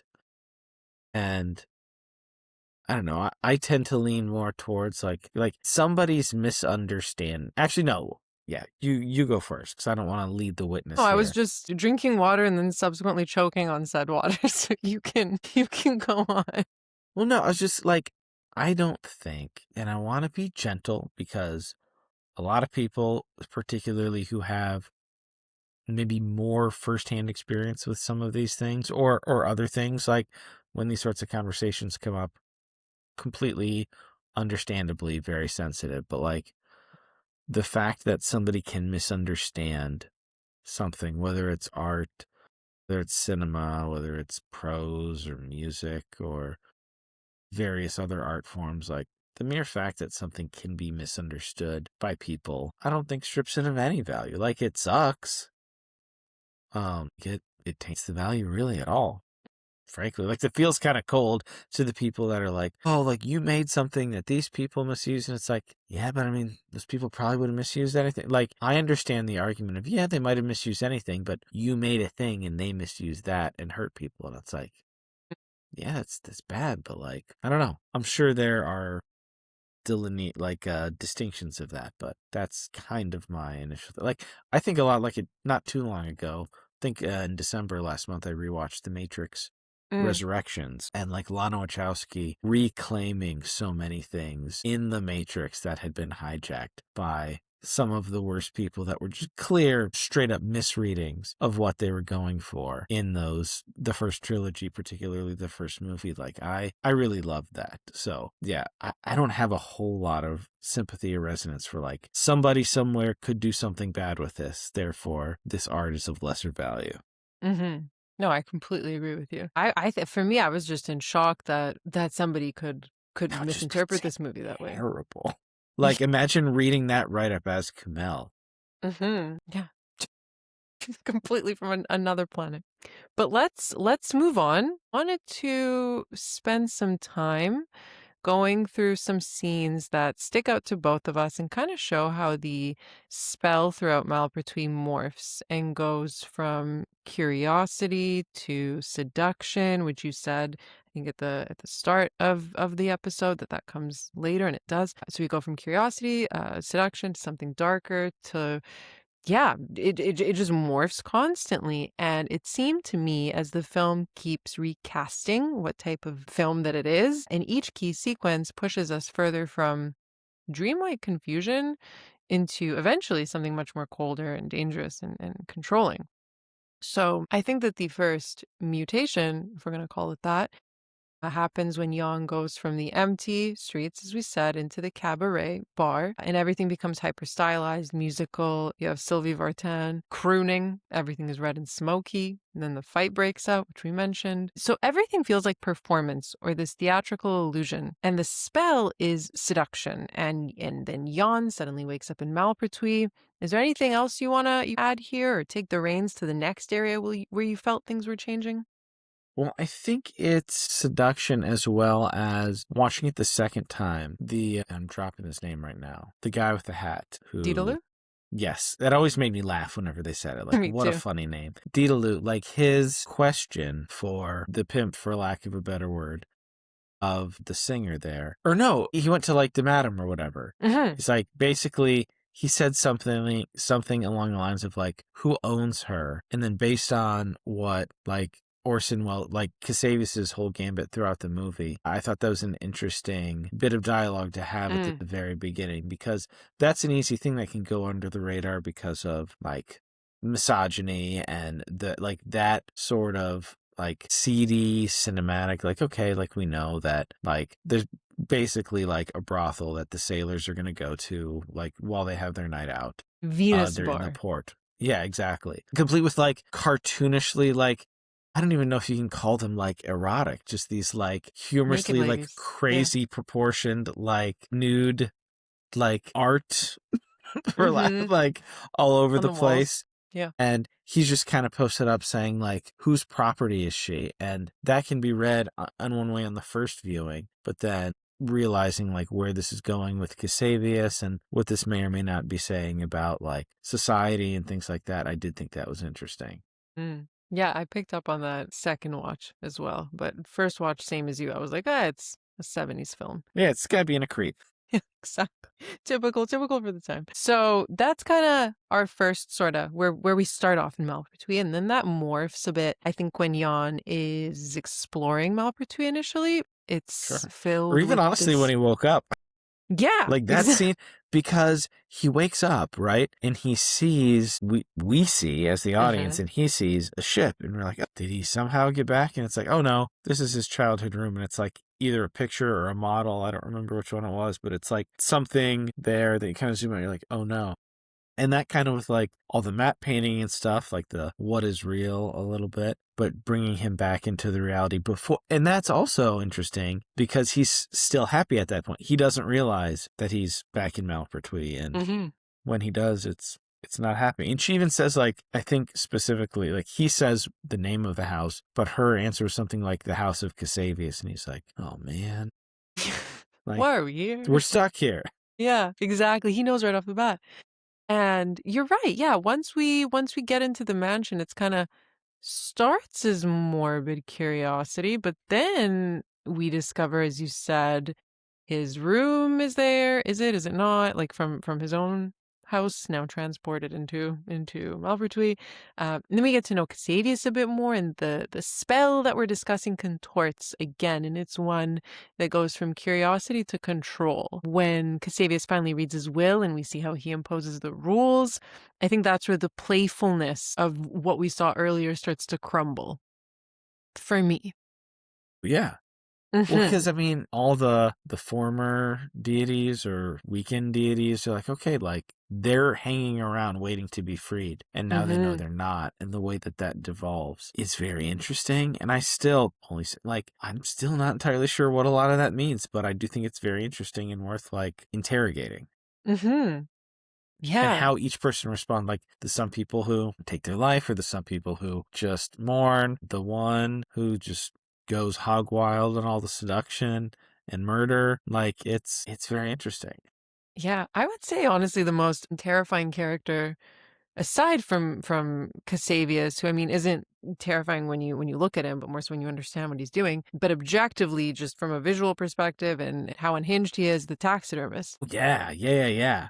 Well, okay. Crazy guy. When he's he's pulling the string at the beginning, Cassavius for all the thing, and then you see that one guy just eating bread just lounging in the serv like the in the food prep area, Yeah, yeah, and yeah. then the taxidermist there with a rat like in the food prep area. Like, Gross. I'm not expecting this place to be clean, but we could get the dead rat out of where we're preparing dinner. That would probably Stuffed be good. rat. It's so bad. And then we also see his science room, his and Cassavius' science room of failed experiments. Well, And and Cassavius, that's the one guy that Cassavius likes the most. yeah, which he says verbatim that he's the only guy that he likes in the house. Yeah. And he loves the rat. Like, ugh. Not the big tray of food that's being brought to him. Yeah. Crazy. But yeah, so the science room as well of failed experiments, that's all horrific. And that's when you really see a pattern of curiosity, seduction, and then a slow descent into just terror. And I think that science room is really when you get that horrifying ideological angle, when we realize what Cassavius is doing and what he's obsessed with and the wrong sort of creation. What did you think, by the way, of that little in the attic? It was like a hand, a mouse trap. Really impressive and gross. I still don't know. That was one thing I couldn't figure out in my research, is the little things that make those squeaking noises and that are the hands. I'm thinking they're the same thing. Should be.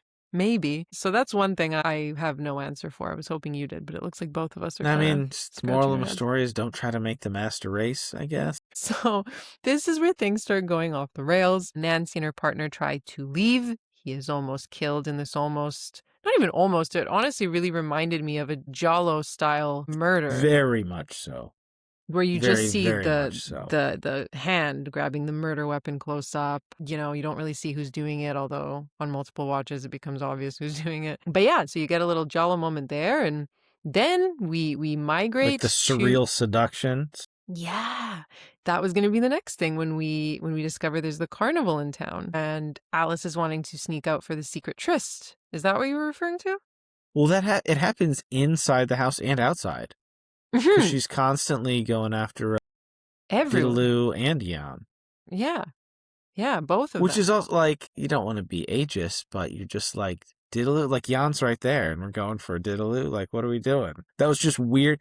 That was also just kind of like, it threw me off. I'm like, what are we seeing here?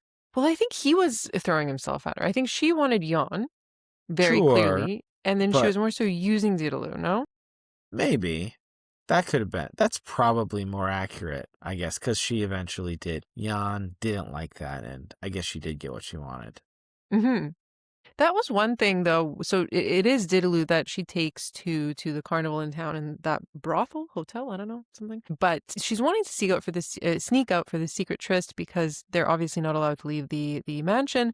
And the whole sort of workaround around that is there's a carnival in town, people are wearing masks.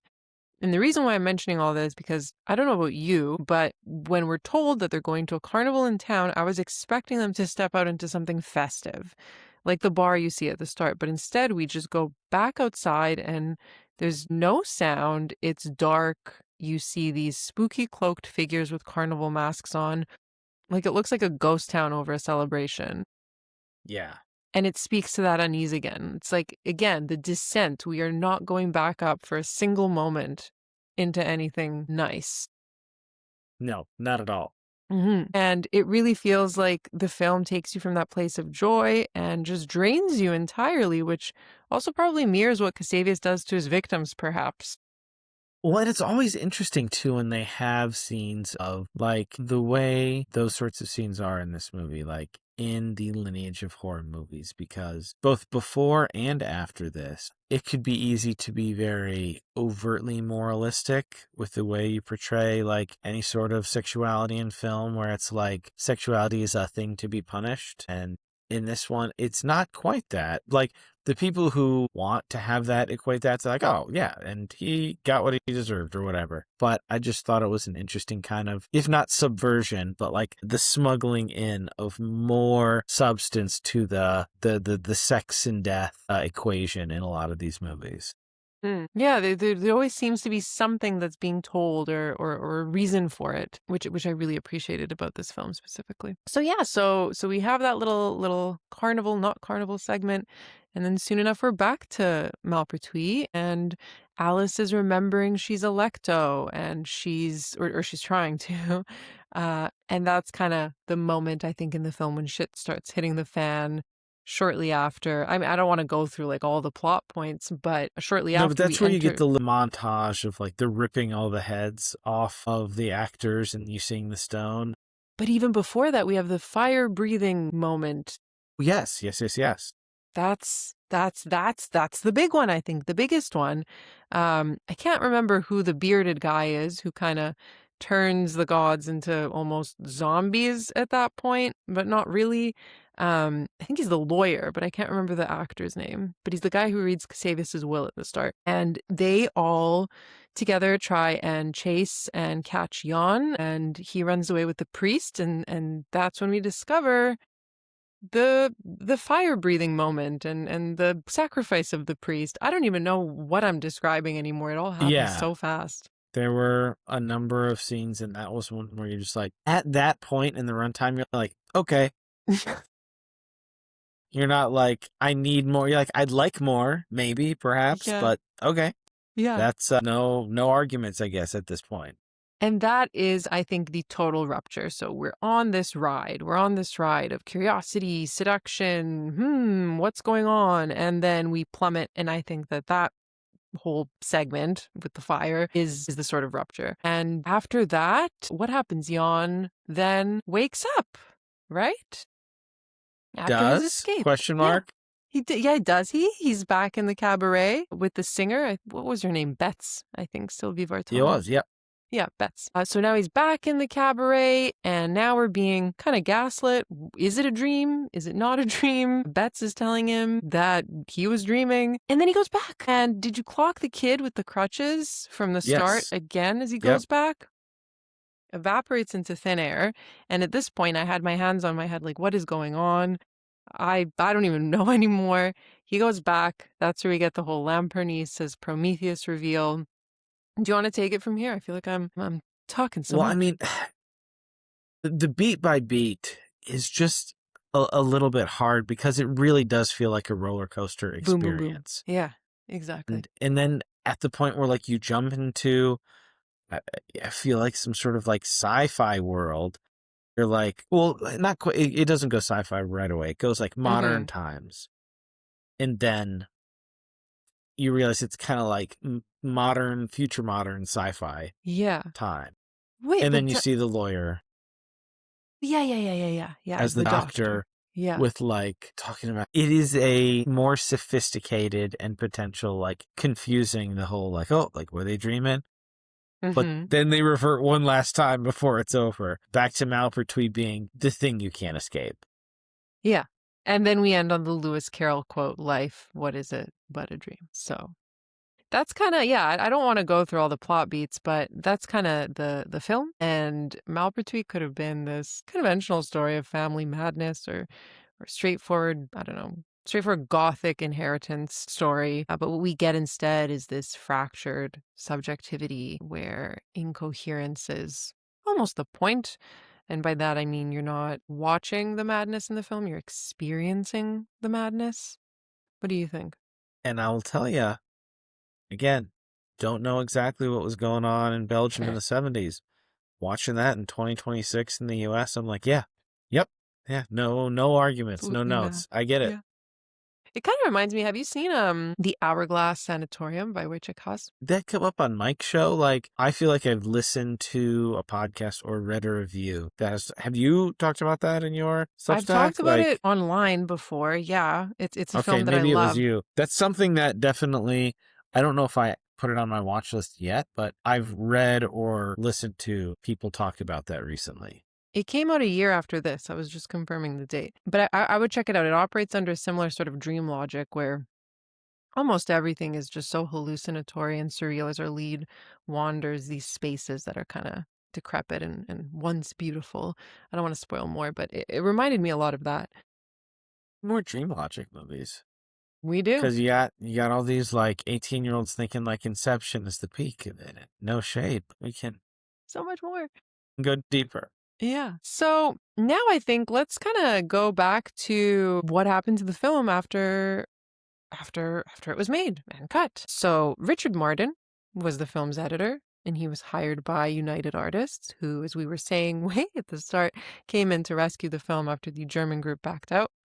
And Martin, just for context, he would later work on Hellraiser, for example. So, and no shit, I personally love a good Hellraiser watch. But what I discovered while watching an interview with Kumel is after 2 days of working with Martin, he realized that he just didn't get Malpertuis. And Understandable. yeah, I mean, fair enough. But his producers didn't dare send Martin away because of how much money United Artists was putting in. So Kumel realized that Martin had no feeling for the film, but he stuck with the edit, and that's the edit that they took to Cannes. It is a 99-minute cut. That he's like, oh, I'm gonna have. I had the commercial success of Daughters of Darkness. I get to make my own movie. This guy didn't really quite get it. Going to Cannes, I'm gonna have my big premiere, and with that. And it's 99 minutes. It's chopped in half, basically. The only upside, I would say, is that the English version has Wells's voice in it. That's kind of it. Did you get a chance to see any of the English version? I don't think I did, actually. It's on the Radiance disc.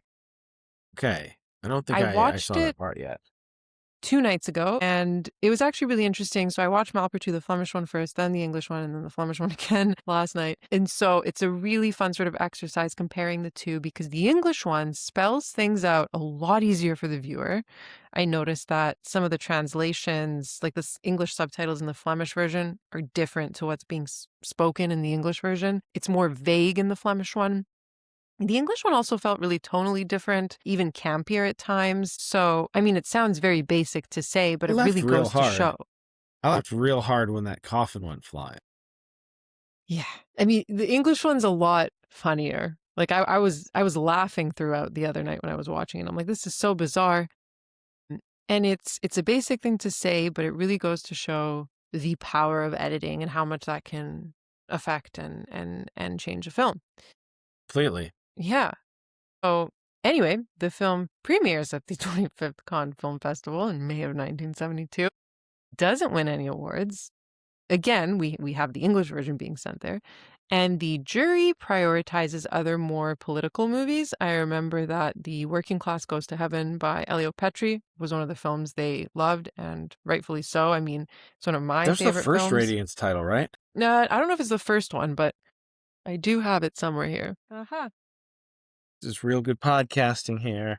Yes, so The Working Class Goes to Heaven is the first Radiance title. I get that one too. Good I didn't memory. get the limited one. I love it. I It's wasn't a one of the fantastic cool kids who jumped onto Radiance the moment, but I've made up for it a lot since. Yes. So Working Class Goes to Heaven is prioritized, and I mean, it's a phenomenal film. Just for those of you who haven't seen it, you really should. So this is all just heartbreaking for Kumel, of course. But he did receive some money from this experience. Not a lot, but some money. So he decides to recut the film, and he locks himself up post-con for 6 months with Levy using the second set of negatives that had a few shots missing, which is why when you watch the film now, there's some freeze frames, very short freeze frames, because they had to ensure that the audio was synced up. Yeah, that didn't bother me at all like that. No. Because everything's kind of so disorienting to begin with. I thought that was kind of cool when that happened. Yeah, me too. I remember before I started the film, I was like, oh, is that going to bother me? And it just really, really didn't. So one thing I also discovered is that for the dubbing, Kumel did 6 voices. I don't know which or who, but he did 6. That is interesting. So even after the Flemish version came out on a public scale, the film still didn't do that well. Mathieu Carrière, who plays Jan, he says that if the film was released a decade later, it would have been received better. It was just ahead of its time. So. Yeah.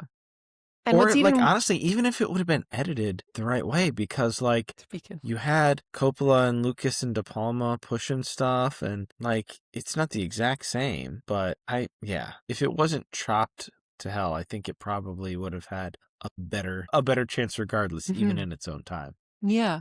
And I think what's the most grating about all of this is when he showed this longer cut to United Artists, they loved it. And they even went as far as to be like, what happened?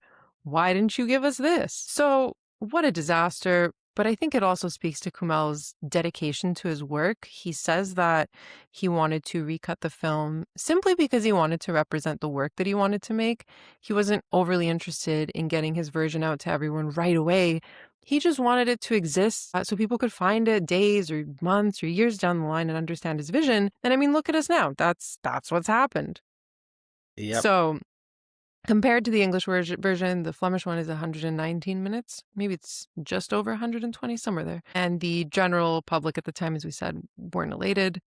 But it did win the Bronze Award at the Sitges Film Festival in Spain. Sadly, in France, the 99-minute version is the one that became distributed, and that eventually disappeared. No. Yeah. So it gets even worse, Philip. It gets even worse. So fast forward to the end of the 80s now, the contract is in place, or the contract that was with United Artists expires.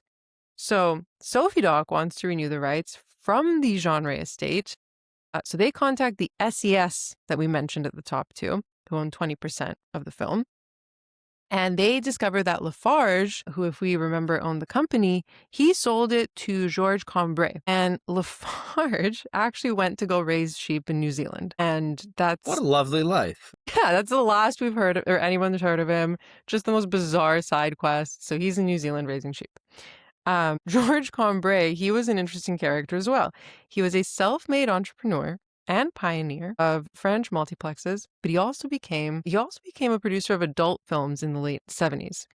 So, as you do with all the multiplexes. So he had a manager who found Levy as Levy was desperately trying to get these rights, but they wouldn't budge and they just weren't interested. So things remained unresolved until Levy decides to finance it himself with the help of Madame de Longue in 1988, who is the heir to the genre estate. So wow.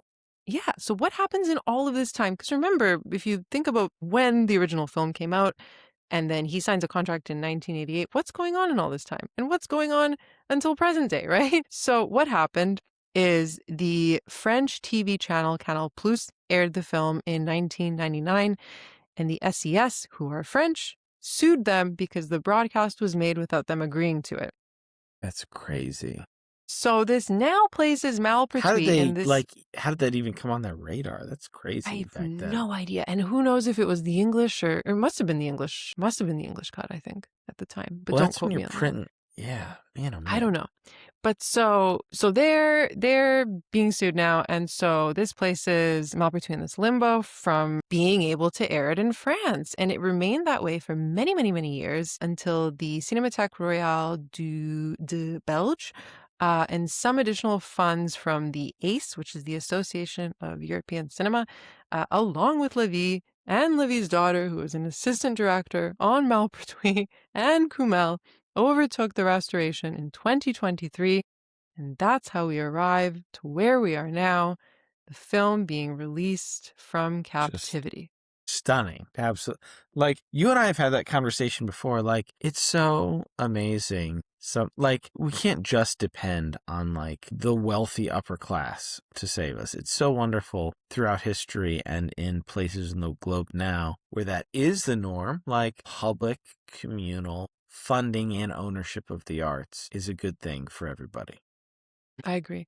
And that's why I wanted to spend some time chatting about that too, because that's a long, long process from the time that this film premiered to where we are today and the limbo that it sort of lived in. It's hard not to notice how Malpertuis itself is treated like one of the characters. It's right? It's cut down, it's misunderstood, it's surviving in fragments until someone finally pieces it back together. And it's a really special film, and it's one that I love.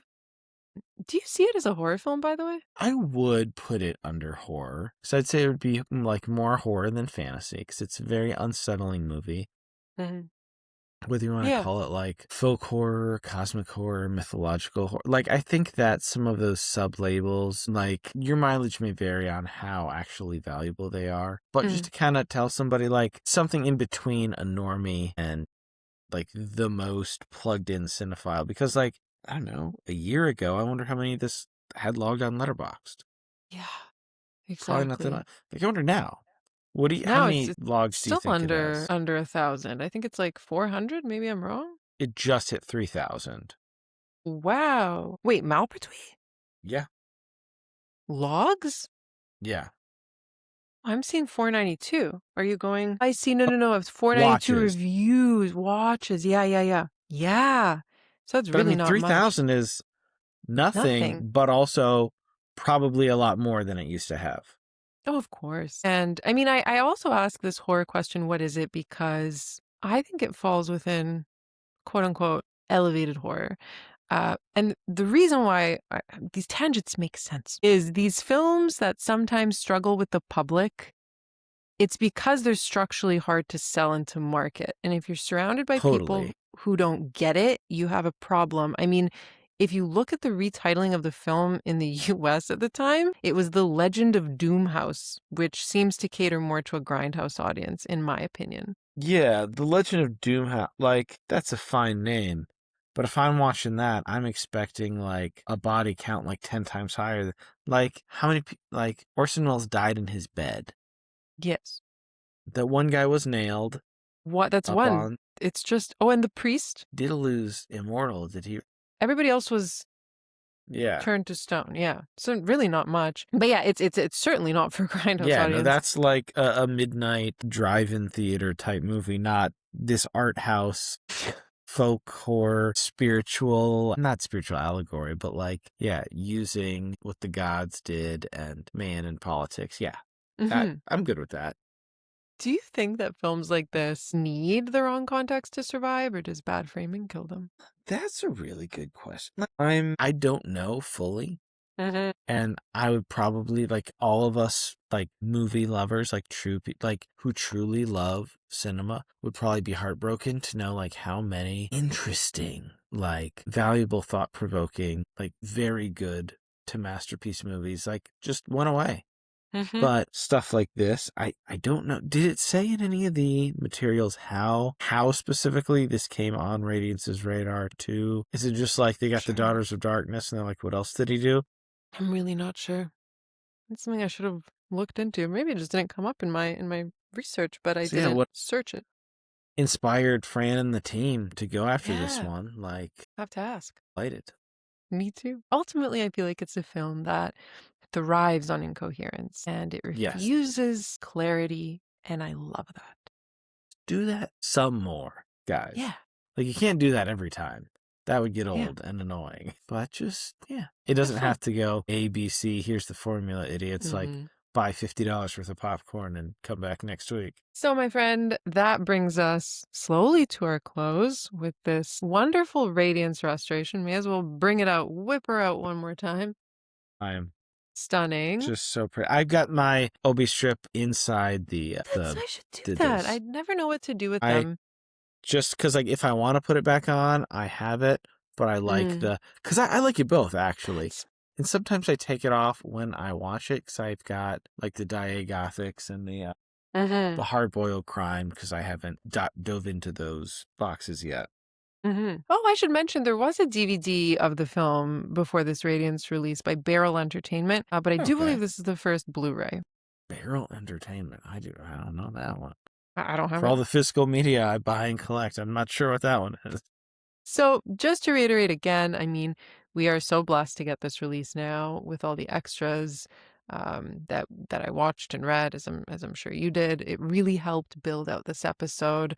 I think that Malpertuis survived long enough to interrogate us again and to have us interrogate it, all because someone cared. And that's special. So thank you to Radiance if you're listening. Philip, any closing thoughts?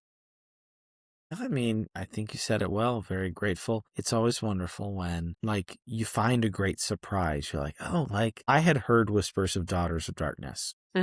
Never even, and honestly, I'll be doubly honest with you. Like, when I first saw it on the website and I went to go, like, I'm kicking myself a little bit. Like, I don't know. Like, Daughters of Darkness, I think, is probably, like, on the much, like, higher end of that. But, like, I don't buy physical editions of those sorts of movies too much. But I didn't even know they were the same person. I was like, oh, Malpertuis. Like, it was like a big splash. Because I don't order I don't have the money or the shelf space to literally order everything when all these cool boutiques come out. But I'm like, it just grabbed my attention immediately. And the price point was right, like I said. So, I mean, Oh, that's I why I bet you. love labels like that.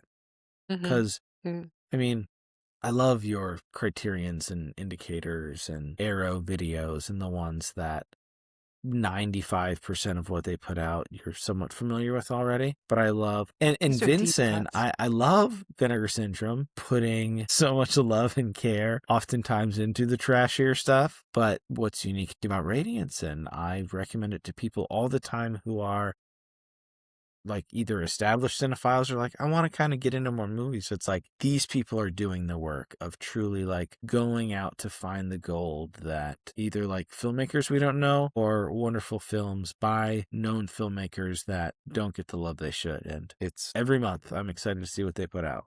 Me too. Truly. I think that, you know, we watch so many films and we absorb them, but this film feels like it watches us and it Does those eyes? yeah, and it rejoices in the confusion that we feel, and I'm sure Kumel does as well, and I think it's a beautiful, beautiful film.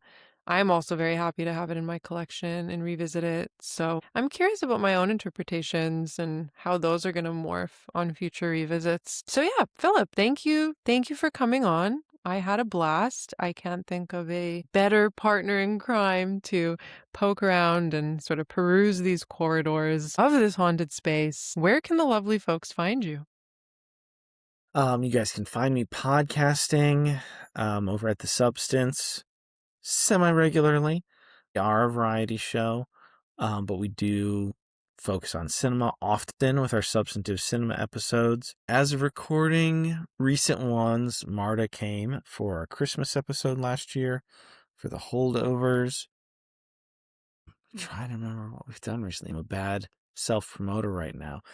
So talking about the more odd and poking around ones, one of the episodes that I'm working on now with some of my friends who have an incredible podcast that's dedicated to enjoying some of the trash. We're doing Southland Tales, which is a favorite Hmm. of mine. Have you ever seen that? Mm-mm. It's been on my list. I'm Love that one. But yeah, we also have people like activists and academics and spiritual leaders from various communities. So our brand is things of substance. So, but we also are very cinematically inclined. And obviously, since I'm here, I've done a ton of guesting. So I'm just Philip Marinello on the various socials, and I'll be plugging the many guesting things that I have done recently and have coming out in 2026.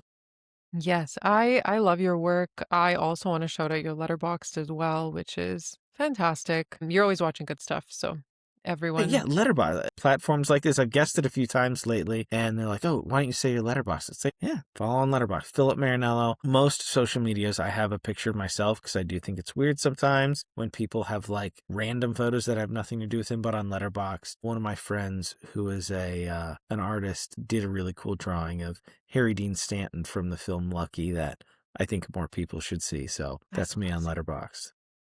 As for the rest of you fine listeners, thank you for going on this journey with us. I urge you, if you haven't already, to snag the film via the Radiance release or from our friends at MBD Entertainment if you're in North America.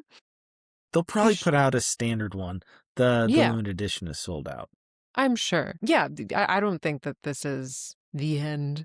I actually think it's still available on MBD, so Wait, is that on probably, MVD? See? yeah, probably go Excellent. to I'm MBD. so sad I missed out on the Messiah of Evil. I think the I moral of the have that story is also. if you're even somewhat interested in you have that. Oh wait, is that just the OB on the standard? Or is that no, like there was a Messiah of Evil like this. That was like that. I don't know. Dang. I Should have missed out gotten on it. that one too and just have the standard, which is fine. But I think the moral of the story is support Radiance when they put out Yes. cool stuff if you want it, Yes. because it goes quick.